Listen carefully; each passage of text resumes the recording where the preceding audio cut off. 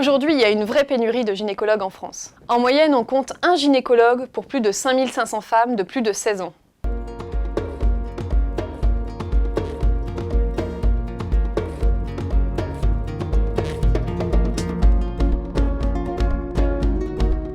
La raison principale, c'est qu'une grande partie des gynécologues partent aujourd'hui à la retraite. C'est particulièrement vrai pour les gynécologues médicaux qui s'occupent de la santé des femmes au quotidien, c'est-à-dire prescrire une contraception, faire des frottis ou traiter les effets de la ménopause. Aujourd'hui, 2 gynécologues médicaux sur 3 ont plus de 60 ans. C'est moins le cas pour les gynécologues obstétriciens qui s'occupent principalement du suivi de la grossesse et de l'accouchement. L'autre raison, c'est qu'on a arrêté d'en former entre 1987 et 2003.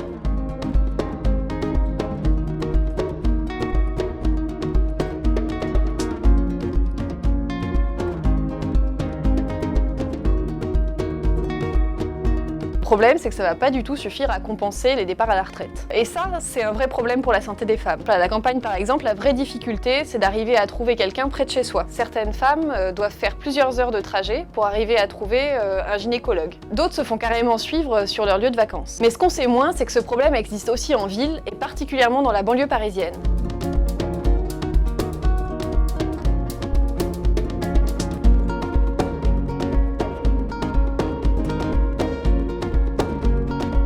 À Aulnay, il n'y a aucun gynéco libéral. Dans ce cas-là, la santé des femmes dépend uniquement du public, c'est-à-dire des hôpitaux, du planning familial ou des centres municipaux. Ça semble être une bonne nouvelle que le public prenne le relais, sauf que dans les faits, c'est un équilibre extrêmement fragile, puisque ça dépend complètement des priorités des élus. La moindre élection au niveau municipal ou départemental peut tout remettre en cause. Dans le cas d'Aulnay, le dernier budget du planning familial a été divisé par 2. Et ces femmes ne peuvent même pas aller dans les grandes villes, puisque la consultation dans les grandes villes coûte très cher.